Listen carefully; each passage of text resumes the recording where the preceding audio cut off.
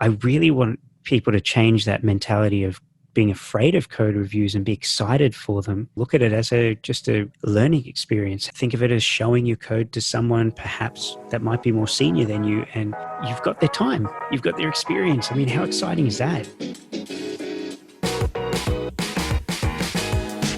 Hello and welcome to the PyBites podcast, where we talk about Python, career, and mindset. We're your hosts. I'm Julian Sequeira. And I'm Bob Belderbos. If you're looking to improve your Python, your career, and learn a mindset for success, this is the podcast for you. Let's get started. What are we going to talk about today? So I figured today we could talk about a bit of a scary topic. We could talk about code reviews. What do you reckon? Yeah, that might be scary. Maybe you turn people away. Shall we do it? No. All right. Thanks everyone for joining us. We're just going to stop. No, I'm kidding. Yeah. So what is it? What is a code review, Bob? Tell us. Okay. So when we work with other developers in a team, we're going to submit our code to be merged into the main branch, into the main code base. But as a developer, we cannot just merge any changes in. We have to have it reviewed by fellow developers. And that's where the code review comes in. Yeah. So it's like a best practice. Why is it then that we hear from a lot of the people in our community, from emails, Twitter, wherever, that they're a bit of a, not taboo, but a bit of a scary, controversial sometimes process? Yeah, that's a great question. And I think it comes down to that people are sometimes scared to reveal their code. They think it's not good enough, or they're making mistakes they shouldn't have made. I'm not sure why that is, because we should be allowed to fail, right? There's somehow in the industry sometimes a high bar, like it has to be perfect. Well, perfect code, of course, never exists. What do you think? Well, I'm going to get up on my soapbox for a minute. We should have a sound effect for when I get on my soapbox. Yeah, we'll get that in. One day. Well, it's interesting you say that we should be allowed to be the people learning. You know, we shouldn't feel that criticism or that feeling of criticism when someone tells us something. You think about it, we went through years and years of schooling as kids, and we spent the whole time learning from someone else, from the teacher in front of us or the multiple teachers.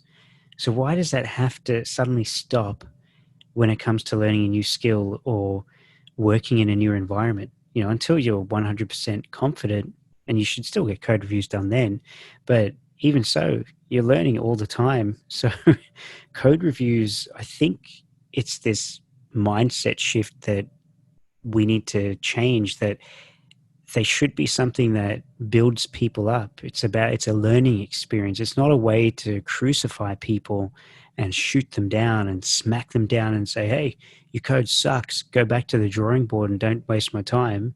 It should be this is great progress. Let's work on it together and provide meaningful feedback.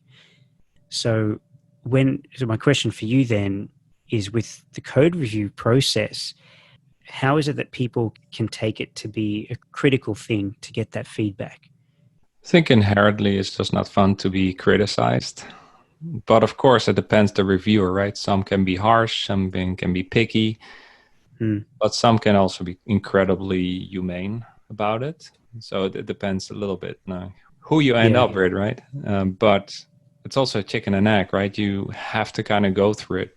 You have blind spots. There are things you're not seeing yourself. You only get to the next level if you're willing to be vulnerable. And that's through code reviews, right? So it's funny, like I've had code review commands that I still remember. Why are you doing 2 times a list comprehension looping through the sequence twice? Well, you can do a classic for loop. And I thought it was fancy by using list comprehension for everything. Do this simple for loop, back to basics, right? And I felt a bit stupid about that. Can still remember it. So it has kind of an impact, right? Yeah.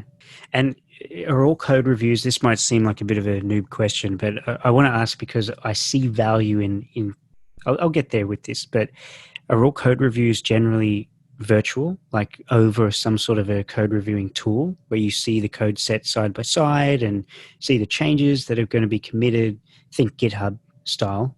But is that the only way to do code reviews? No, in my case, it has been because I've been always been working remotely with developers. But I Mm, can imagine that in the office you could sit side by side, but I think it will always go through Bitbucket, GitHub, or GitLab, whatever tool you're using, yeah, also for documentation and to keep that visibility, right? What exactly. Yeah, happened on certain branches. Yeah. yeah, and this is where I find people tend to feel a little more criticized. As with anything, getting any sort of feedback over a text medium Yeah. without context in the form of your tone of voice, your facial expressions.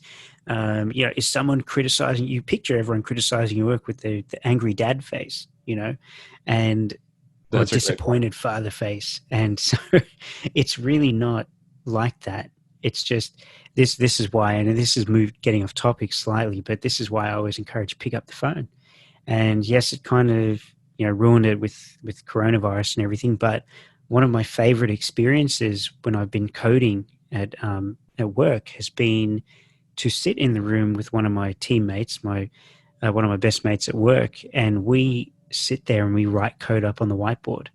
Mm-hmm. And it tends to sometimes be a bit more pseudo codey. That's another one we need to talk about one day. Yep. But it's an amazing experience where we go through the code together, and that is our code review. And yes, it goes through the tool. Yes, we have the side by side, but that's what provides a more valuable experience for me anyway. That's a great point. Like having this all virtual, it can come off way harsher than it really is. So it's always good to keep connecting with your team and seeing them face to face. And then if you see the smiley faces, then it's not that bad, right? Yeah, there you go. So there's a tip for anyone: put a smiley face in your code review. No, I'm kidding. But so Bob, tell me with your code reviews historically, what's been something special you want to tell me? Yeah, I wanted to share like the feedback I've been giving on some client code reviews Oh, lately. nice. Yeah, Very cool. you want Yeah, to hear because about you've been doing a lot of code reviews with our clients, right? every day. It's like a I skill, wake up man. with a full inbox of GitHub notifications. you know, Yeah. but yeah, some things I can highlight. For example, to also keep it a bit more Python and technical. For example, if you try and accept, and you just do a bare accept and not naming your exceptions, like accept value error, accept type error, whatever. If I see that, like an alarm goes off, like I want to educate that person, like be Pythonic, use software best practices, right? And the Zen of Python says, of course, explicit is better than implicit. Yep. So if I see an accept colon and say, no bare exceptions, what exception is this code going to raise, right? So I make them thoughtful about that. So I Mm. put a comment there. And then the nice thing about code reviewing tools, of course, that can grow out into a whole thread of back and forth with maybe 10 comments, right? And it's kind of a way not only to make the code better, but I also see it as a training tool because they learn from it, and next time they're going to do this better. Yeah. Or, for example, I see 20 lines of code between and try and accept. It's like, well, are all these lines susceptible to raise that exception? Probably not. So you want to narrow that try accept down. And I give them that feedback, and then they can make the change. Then, of course, the diff becomes outdated. But, again, it goes back to going back and forth on that thread. And it's a great way of learning. Like the next code review, then those Yeah. mistakes in parentheses or not following the best practices, you see disappear because they learned, right?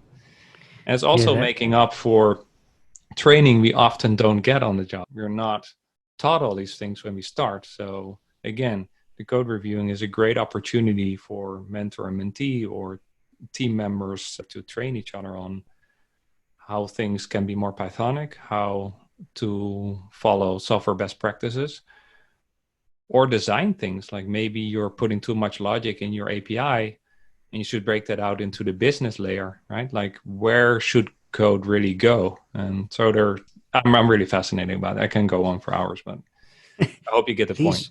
Please. Please do.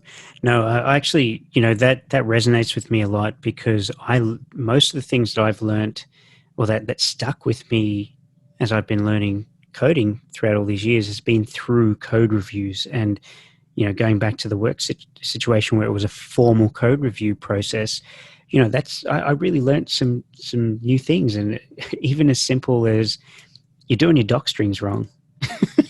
And, it was just something I took for granted. I'd just done it. But I didn't have that opportunity before where someone had looked at any of my code that had doc strings to point it out before. And so I really want people to change that mentality of being afraid of code reviews and be excited for them. Don't sit there as it's a gate that you need to pass to be considered successful. Look at it as just a learning experience. Think of it as showing your code to someone perhaps that might be more senior than you, and you've got their time, you've got their experience. I mean, how exciting is that? You get to learn from someone else looking at your code and going, hey, this is great. Here are some things you could change to make it even better. Yeah, for you it was really a before and after, because for me it was like that. There's a time before the code reviewing and there's a time after the code reviewing where you noticeably have grown through that mentor feedback, right? Oh yeah, exactly. When I started doing code reviews myself, it felt really good. I mean, it doesn't feel like nitpicking. It feels like you're helping this person. You're helping your teammate to really drill down and get that better result out of their code. So yeah, man, I think it's a great feature and a great habit to build. But yeah, I was just going to say that's how we started, right?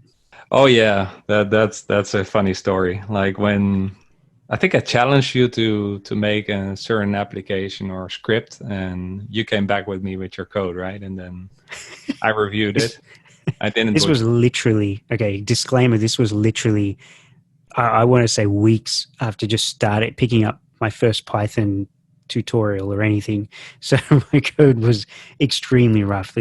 We decided right off the bat to start challenging each other to learn Python. So yeah, well, yeah. You had the courage to submit it, and let's see what happens. And well, you know what? That's still one of the lessons that I, as you mentioned with the code review you got, it's something that I haven't forgotten to date. So the very first programming language I learned back in high school was C++. So while everyone else was learning Visual Basic, I was learning C++. And I'm actually kind of grateful now for that because it pushed me more than I think VB would have. But, the thing is, I learned how to do for loops, the C style. So I think it's like, that. Yeah, for counting the index, right? Yeah, exactly, for I in range, blah blah blah, something like that, right? Index plus plus. yeah. So I was doing that whole C notation type for loop, and I remember. And I told you, like, dude, it's just for I in sequence, right? Yeah, for I in object. And I just went, what? How does this even work? And it worked. And you removed, a whole heap of my code. And now when I see that, I always remember that comment. You're going, dude, that's C coding. Get to Python. What's wrong with you? No, you didn't say that. But, I was nicer than that. You were nicer than to me. We're actually going to dig it up after our podcast episode to see. So that link will not be in the show notes if anyone's looking for it. Just people can probably dig it up, but anyway. Go to the blog. Go to the blog. Go to the blog, exactly. So speaking of which, we're going to close this off here. So thank you so much for listening. If you do want to see more about what we're doing, get to know Bob and myself a bit more, meet our community, please, as we're going to say at the end of every episode, head to the link in the show notes, PyBites, and then it's Pages Community, I believe, Bob? Yeah, PyBites /pages/community, and that will get you to our Slack community where we have, 2,200 something developers all coding and talking Python together. It's awesome fun. Yeah. So join. And hit us up there and let us know if code reviews instill some fear or... Yeah, and send us a message. We'd love to know what your favorite code reviews been, what you've learned, what your takeaways are and your thoughts. So send us a message on Slack. We hope you enjoyed this episode. To hear more from us, go to PyBites/friends. That's pybit.es/friends and receive a free gift just for being a friend of the show. And to join our thriving Slack community of Python programmers, go to PyBites/community. That's pybit.es/community. We hope to see you there and catch you in the next episode.